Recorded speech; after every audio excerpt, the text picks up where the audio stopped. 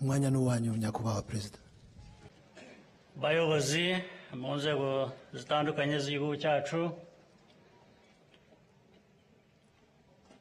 bayobozi b'inzego z'umutekano, ba ofisiye bashya barangije amasomo uyu munsi, ndetse n'ababyeyi n'inshuti zanyu muri hano, n'abashyitsi bavuye hirya no hino bitabiriye umuhango, banyarwanda mwese, mbanje kubasuhuza.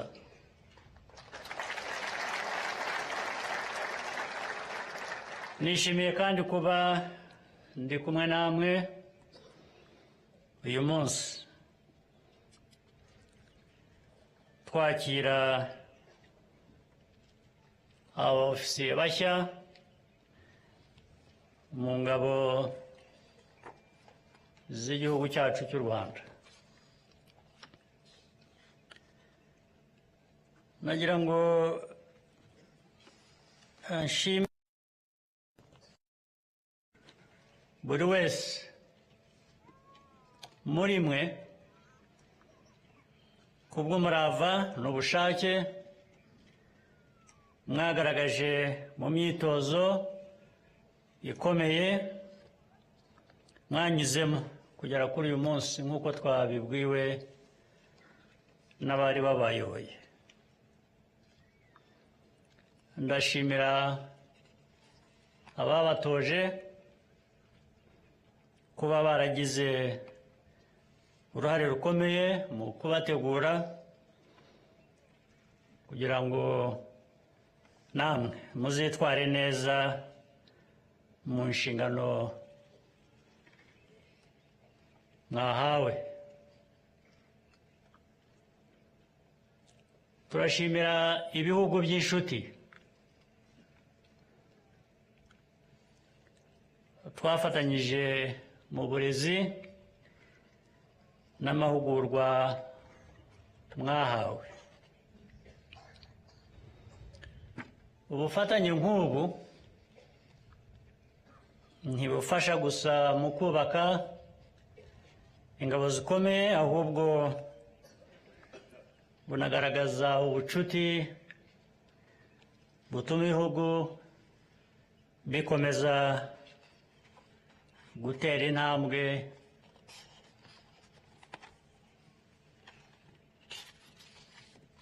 ibyo bihugu bigana imbere. Ku babyeyi n'imiryango yanyu ndabashimira kuba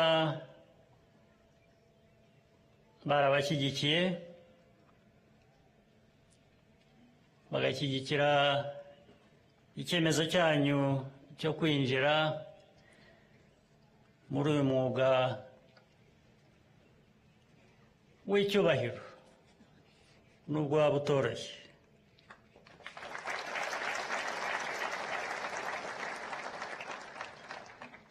Kuba mwarahisemo uyu mwuga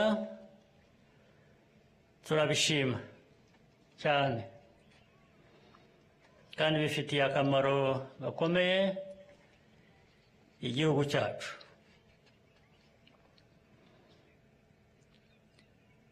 Kuri ba ofisiye bashya, inshingano yo kurinda u Rwanda n'Abanyarwanda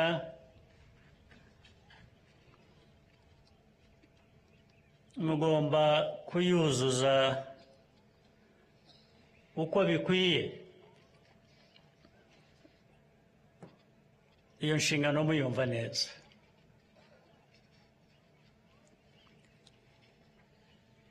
Ndabashimira ubushake ndetse ubu mwagize n'ubushobozi buhamye bwo kuzuza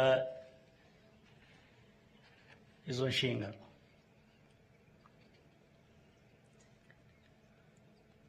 Turifuza ko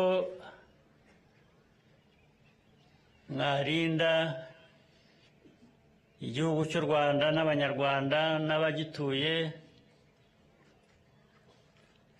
Abanyarwanda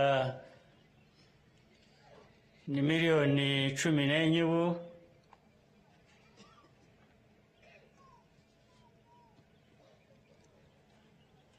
Ariko niyo zaba miliyoni 1, niyo Abanyarwanda baba miliyoni 1, niyo baba 2, niyo baba 3, inshingano mufite ni ukugira ngo igihugu kigira umutekano uhagije, kibe kitavogerwa n'abatagikunda n'abatagishaka.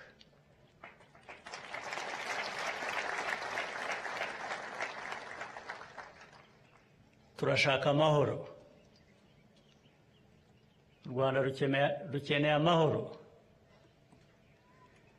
Rwabuze amahoro imyaka myinshi mu bihe byashize. Ubu tumaze imyaka 31 igihugu cyongera kwiyubaka, cyubaka umutekano, cyubaka amahoro, cyubaka kubana neza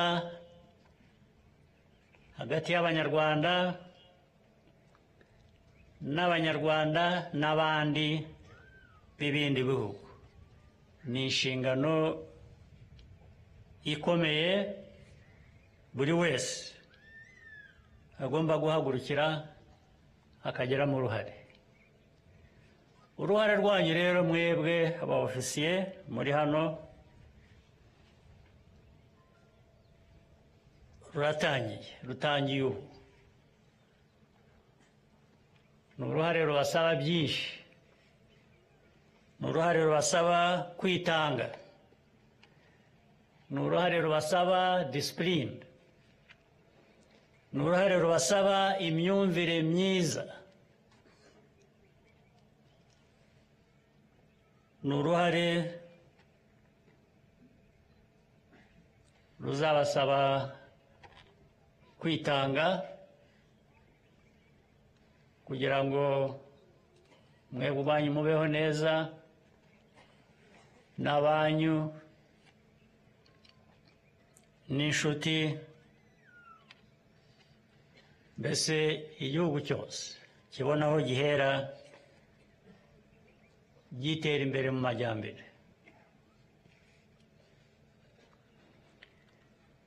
Iyi si turimo ikomeza guhindagurika.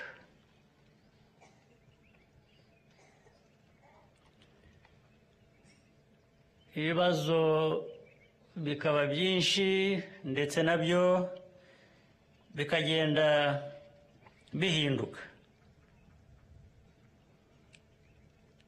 Ubu ni ukuvuga rero ngo iyi si iteye ityo, igihe tugezemo giteye gityo, ubu tuba tugeragezwa twese. Ubu namwe mwinjiye mu bageragezwa ku buryo mugomba kubyitwaramo.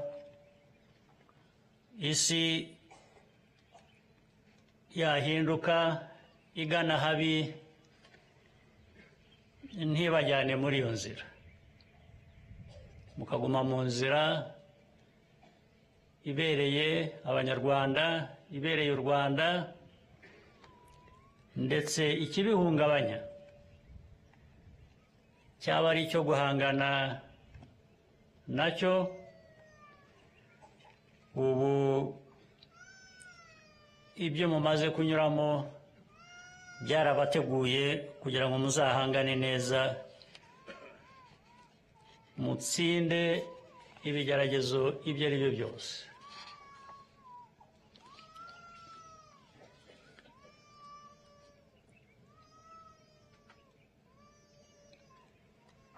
kugira ngo rero uko gutsinda gushoboke kubageza aho mushaka,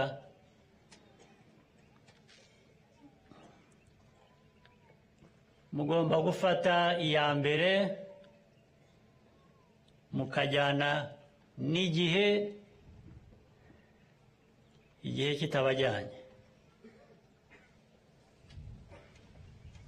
kandi mugahora mwongera ubumenyi kugira ngo mushobore guhangana n'ibishya bishaka ubwo bumenyi. Nta n'umwe ukwiriye kumva ko nubwo twaba dutera imbere twageze aho dushaka. Oya, ntiturahagera. Inzira iracyari ndende, akazi karacyari kenshi, ubushake buracyakenewe, n'imbaraga zirakenewe. Mwe rero muri batoya, ubwo ni ukuvuga ngo muracyifitemo byinshi mugomba gutanga uko igihe kigenda gihita.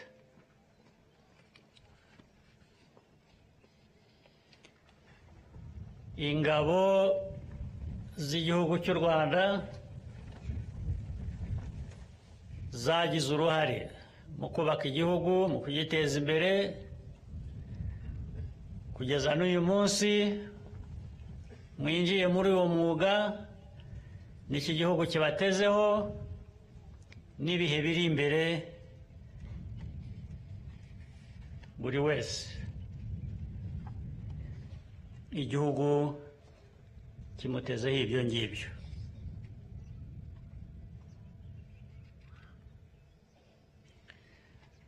Mujye rero munibuka ko inshingano yanyu abo muri uyu mwuga twese atari ukurinda gusa ibyo u Rwanda rumaze kugeraho, ahubwo ni no kugira uruhare ibyo bigerwaho kubyubaka, no kugira ngo mbese byinshi bikomeze kugerwaho. Igihugu gikomeye gifite umusingi gihagazeho kigomba kuba gifite umutekano. Umutekano ni ngombwa.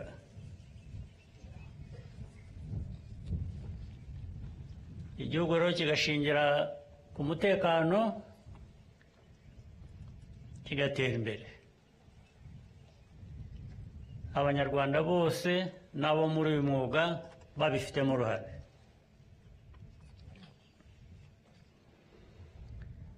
Kwinjira mu ngabo z'u Rwanda RDF bibaha ubushobozi bibafasha gutanga umusanzu mu iterambere ry'u Rwanda no kubungabunga ya mahoro navugaga,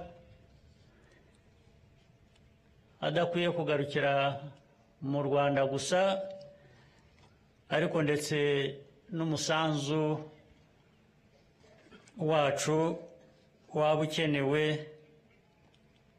tukaba twabigeza no ku bandi dufatanya ibikorwa byinshi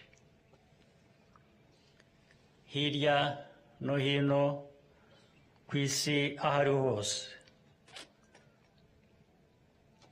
Nk'uko byagiye bigaragara, uruhare ingabo zacu zagize, zigira, zizagira no mu bihe biri imbere muri ubwo bufatanye n'ibindi bihugu,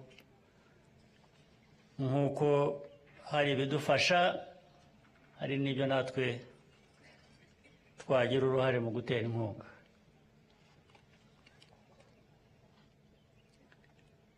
mu gihe mu mirimo yanyu rero mugende muzirikana ko gukorera abanyarwanda ari wo murimo wanyu wa mbere w'ibanze, kandi iyo mukorera abanyarwanda ari nabo mukomokamo ari bo muvukamo, ubwo muba mwikorera namwe. Ibi bigomba kugaragarira rero mu musaruro mutanga, mu myitwarire no mu mahitamo yanyu igihe nta n'umwe ubareba, uko mwitwara mwebwe ubwanyu. Ubwo ni ukuvuga ngo ahazaza h'u Rwanda hari mu biganza byanyu, mu maboko yanyu.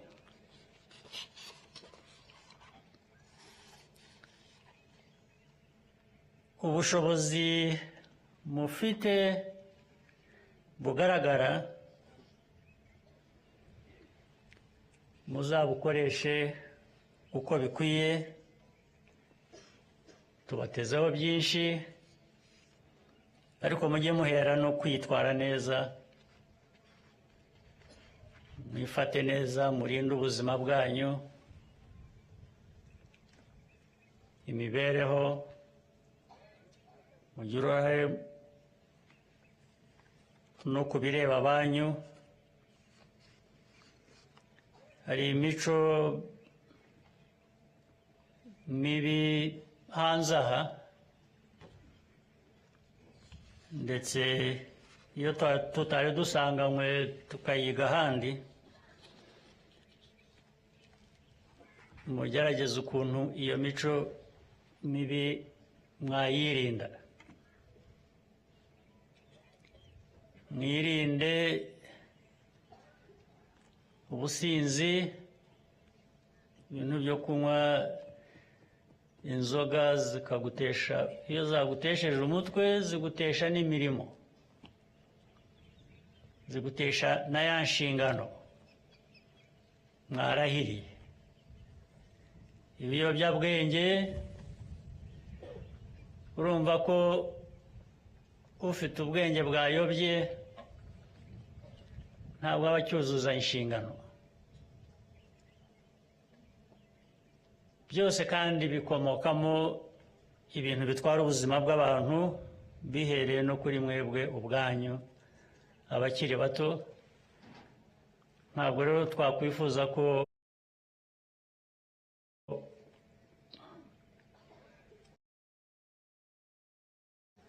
ibi byose mumaze kugeraho, aho mwigejeje,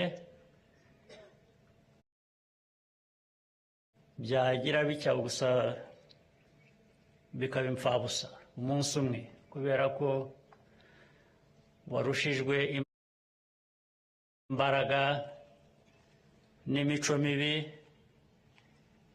yo gusinda, ibiyobyabwenge n'indi mico idakwiriye ubundi mu bantu, byaba ko byaturutse hano iwanyu cyangwa se byaturutse n'ahandi. Ntabwo ari imico yo kwiga. Ndagira ngo rero ndangize nongera kubashimira kandi mbifuriza ibihe byiza n'intsinzi mu byo muhangana nabyo mu nshingano zanyu za buri munsi. Mbifurije